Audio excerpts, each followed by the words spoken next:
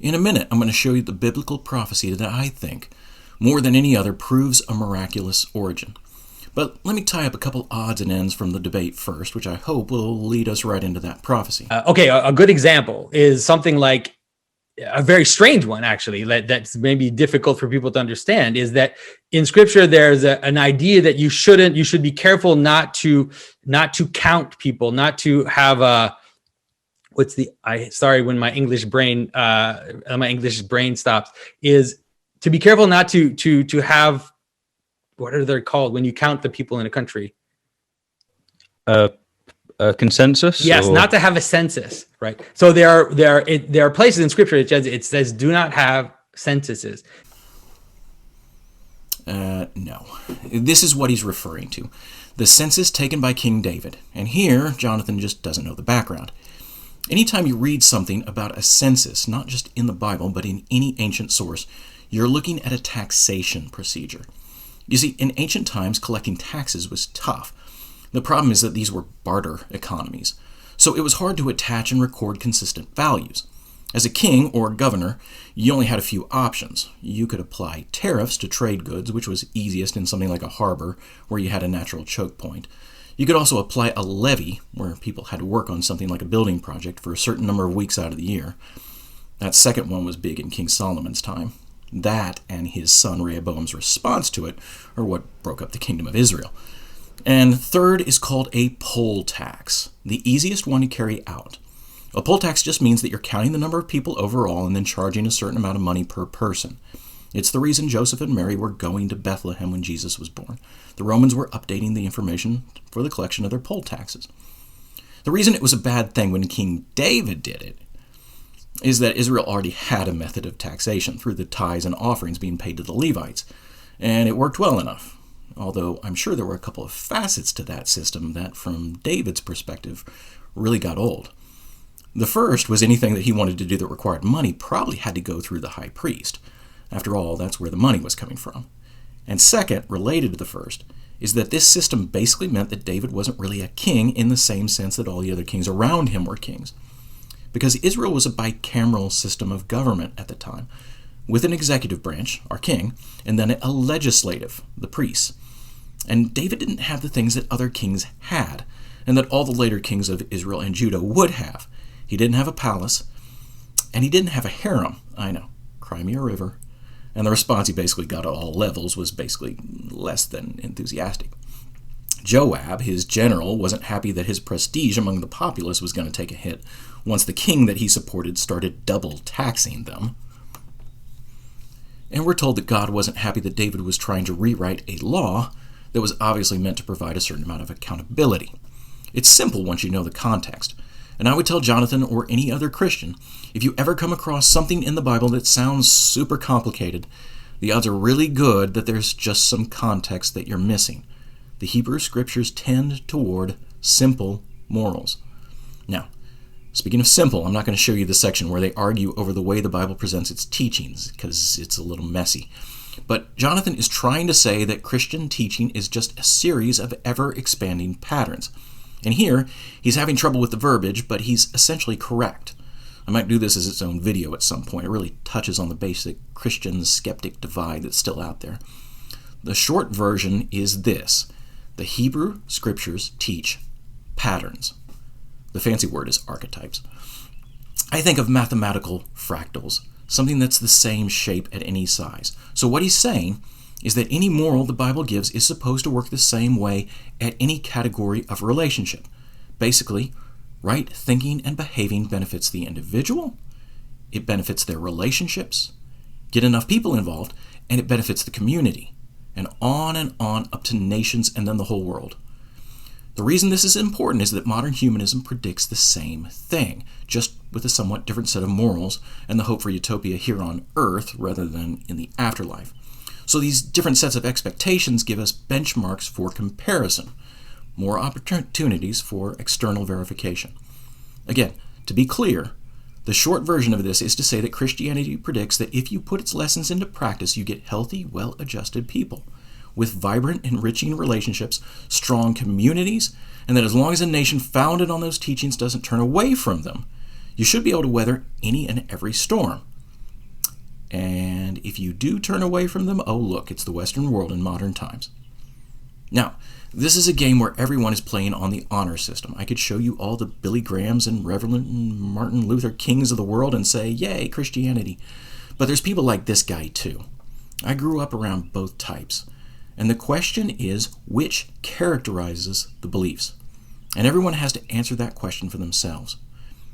Now, it should be noted, great big swaths of the world's population have given Christianity the nod here. Think of the stereotypical new mother who starts going to church because she wants her child to grow up in a Christian setting. And remember that example. I'm going to come back to it here in a minute with our prophecy. On the skeptic side, it's a different story. Stephen holds out Immanuel Kant and Kant's beliefs, which are basically that the path to utopia is through a worldwide democratic republic. The problem for Kant's theory is that history has lots of democratic republics. As we've already discussed, they always break down into mob rule and anarchy over time. So the track record on this one is a great big no. Republics are nice while they last, but they never last, and they certainly don't lead to utopias.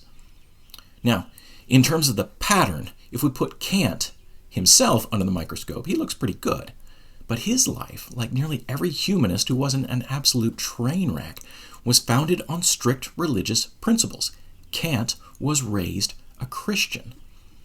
Take that out and you get guys like the father of the French Enlightenment, Henry de Saint-Simon, and his 6 suicide attempts, or Karl Marx here and the family he destroyed, or Friedrich Nietzsche and the mental breakdowns that left him locked up in a mental institution. As for humanism at the macro level, they're still trying. We keep getting told that scores of attempts at a Marxist, communist, socialist regime that so far always break down into tyranny and usually come with absolutely astonishing body counts aren't real socialism, but the next attempt will be. My contention with humanistic regimes is that we're seeing the same thing or the same pattern at the national level that we see with someone like Immanuel Kant. If they're founded on Christian principles, they can throw in a few socialist programs and be okay, like Denmark in the 70s. Might have to walk it back a little bit, like Denmark in the 80s, but they won't be a train wreck. Pull out those principles, and, well, we're all about to find out what happens now together. As for that prophecy, hold on.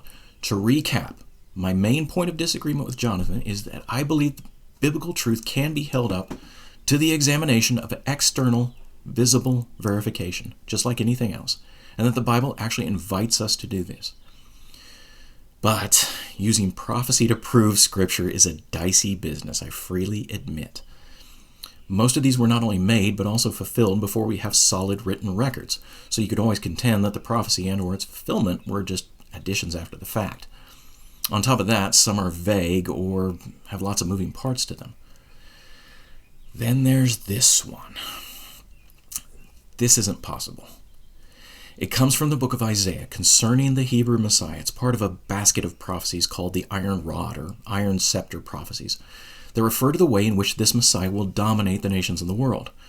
The Iron Rod prophecies are referenced twice in the book of Revelation, and of course, since the writers of the New Testament books believe that Jesus was the long-awaited Messiah, they believed that Jesus was going to fulfill this at some point in the future, which he did. Just one thing. And the government will rest on his shoulders. There's absolutely no way outside of the miraculous that Revelation's author could have known this was going to happen. These days we call it Christianization, the telltale changes in legal statutes and economic markets that occur when Christian teachings begin to influence a regime. And, thanks to the Asian missionary movements of the last century and the interconnectedness of our modern world, we can now say that it's happened to some degree in every nation on planet Earth, as of maybe 50 years ago. But that prophecy wasn't made 50 years ago.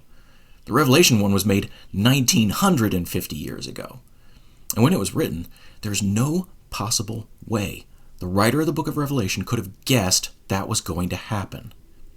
Here's why. 1, it's oddly specific. We've got lots of ancient smack talk concerning leaders or religious figures. The time period of Revelation comes right behind a bunch of Alexander the Great wannabes like this guy, Pompey the Great. They were all going to conquer the world or carry the honorific King of Kings. They've all been pretty much forgotten. But here, we got a piece of smack talk that is just weirdly muted. I've never seen another claim quite like it. And let's make sure we're on the same page as to its meaning. Seriously, the first 4 online lessons I pulled up for this verse all took it to have some strange alternate explanation. It should be obvious what was intended here. Yes, the iron scepter statements themselves could be taken several different ways. Heck, by itself, it could refer to this world or even to the end of days. But this passage clarifies the kind of rule.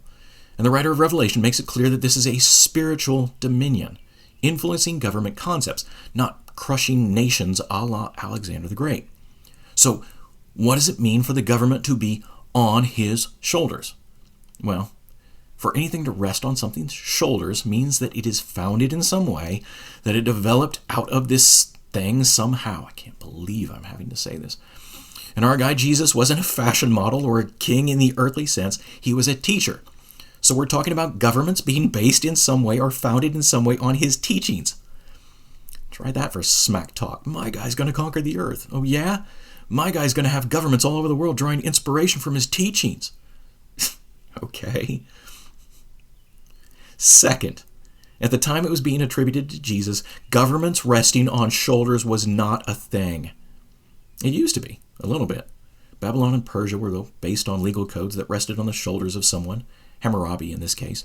Israel could claim Moses. Rome, back when it was a kind of democratic republic, could have singled out a Greek philosopher or two.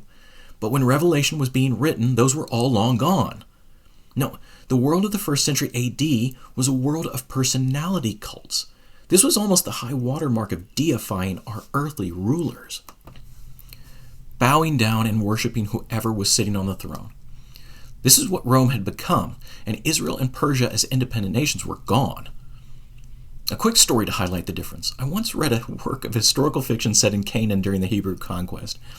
At one point, the heroine of the book, needing some assistance, went to the local Egyptian embassy, because embassies were a thing in the Bronze Age, apparently. It's not just that the writer was off by 2,500 years. If I remember right, they actually found the embassy because of its flags, and flags weren't invented in the West until after the birth of the first embassies, but whatever. It's not the anachronism that gets me. It's the fact that he didn't realize why ancient Egypt couldn't have an embassy. What would it have done? What purpose could it possibly have served? Egypt, like nearly all of our ancient kingdoms, had no law above its ruler. If you wanted something from the land of the Nile River basin, you had to send messengers to Egypt to seek an audience with the pharaoh, because of course you did. In order to have an ambassador or an embassy, you had to have a set of governing principles outside of the whims of any one person, or even of any group of people. And this didn't happen for a long time after Revelation was penned. So it was really a nice guess on the part of our first century believers that this was going to happen at all. But even if you could see that this might have looked possible to someone living in the 1st century AD, the fact that they picked the right guy whose teachings would form the backbone for the governments and allow for things like embassies is simply impossible. And make no mistake, Jesus of Nazareth, amongst anyone who had any kind of public platform, had to be the most unlikely candidate of all time to fulfill this prophecy. Think about it. This was the time period when Rome ruled the Western world, so the odds-on favorite would have had to have been one of the emperors, since they had by far the most influence of anyone alive. You know who didn't have a lot of influence at this time? The Jews. They were the monotheistic oddballs of the Roman world, and therefore an underclass of Roman society. But we're not just talking about the Jews. We're talking about what was, at the time, a tiny sect of the Jews that the Jews were actively trying to suppress. And not just that tiny sect, but the forerunner of that sect, who was stripped naked, publicly humiliated, and then executed in the way that the Romans executed people they didn't consider all that significant. And realize, Rome had no shortage of religions at the time. It had thousands of them. So how was it that this guy came to dominate the Roman Empire to the degree that we stopped calling it the Roman Empire and started calling it Christendom, the kingdom of Christ? The answer? the same way it Christianized everybody else. Thomas Holland writes about it in his book Dominion. It's a great read, certainly documents that Christianity has influenced the whole world, but it never really nails down how. I'll explain the how with a metaphor and a quick example. It's because of what I like to call the Batman principle. Hey, I'm the layest of the laymen. You get what you get. I call it this because the concept always reminds me of someone I once heard trying to explain Batman's popularity with a statement to the effect of, Batman was different because I could always become Batman if I ever, started working out. Whereas he could never become Superman or Spider-Man, etc. So this was something aspirational, something to aspire to, but it was also something attainable, something potentially within reach. Christianity spread very little in the immediate aftermath of Jesus' crucifixion. The book of Acts says there were something like 120 of them to start with. Then Jesus' goofy disciples began spreading the message, and we start to see the expansion. You could aspire to be Jesus all you wanted, but it wasn't until Peter and Paul and the boys that it started to look attainable. Once it really started spreading out in the 2nd and 3rd centuries, we see how Christianization works. Christianity Christianized the world by winning a kind of popularity contest. Usually a population would hit 10 to 20% believers, and then you'd see public opinion demanding a change in the behavior of their rulers and a change in legal statutes. In Rome, the emperors basically started getting judged according to Christian ideals, and of course were found lacking in comparison. And so imperial Rome became Christendom. After that, the Germanic tribes, once contacted by missionaries, became the kingdoms and later the nation-states of Europe. The Viking raiders, the terror of the Dark Age in the medieval world, became whatever this is. But here's where we find out how our muted prophecy came to pass. It wasn't that everyone sold all their possessions and became card-carrying disciples of Jesus. It was like our guy with Batman. I could become that, but that's a lot of work. I could. Maybe I will someday. But you're the king of this place, so you should. And these laws should all be the sort of thing that Jesus would write down. And so regimes like Rome got the iron scepter treatment in that their leaders absolutely could not go against it. They had to at least parrot these ideals. And the governments came to rest on Jesus' shoulders. Centuries later, even though most people never really came to live out the sort of self-sacrifice that Jesus advocated, in very much the same way as those new mothers I mentioned earlier. I want my child to grow up like them. Same idea. My example, the most extreme form of this, the Mongols, who were just goat herders on the Asian steppe until a guy came along with Alexander the Great type aspirations. They started raiding, and in the process started meeting Christians. No, none of the Khans ever converted, not as adults anyway. But through their contact with Christian communities, they decided that Christian mothers treated their children a whole lot better than Mongol mothers. So the Khans started marrying Christians who raised their kids. Fast forward a couple generations, and surprise, surprise, the kids raised by Christian mothers weren't into the whole rape and pillage thing anymore. And since hardly any of the other Mongols were Christianized, they weren't changed at the societal level. They just stopped pillaging and went back to goat herding. So where does all this leave us? Think of prophecy like basketball. You got your layups. When I leave work today, traffic will be horrible. That's a layup. I would argue that just the muted verbiage of this prophecy gets us past a layup. Maybe puts us at least at a buzzer beater. Hard, but maybe not miraculous. Now, add on the fact that this was made in a world of God kings above legal codes.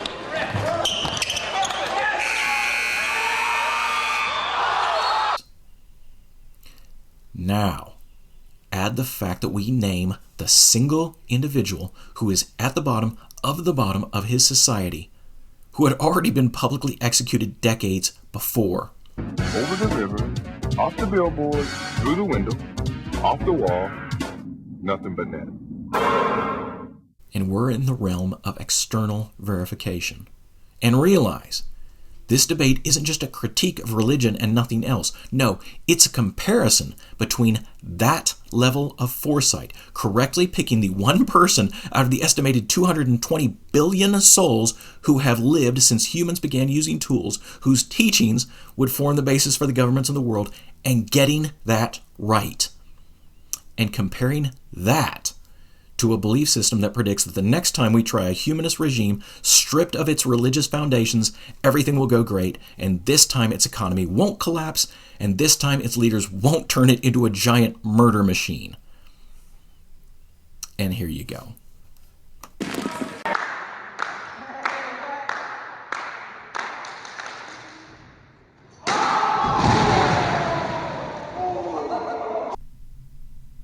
This is David Reich at From the Bunker. Click like and subscribe and click the notification bell, and we'll try and keep the videos coming. Also, see the link below to order Book 1 of the Holocaust Engine series, our pandemic post-apocalyptic horror that won the Pinnacle Award for the best science fiction novel of 2020.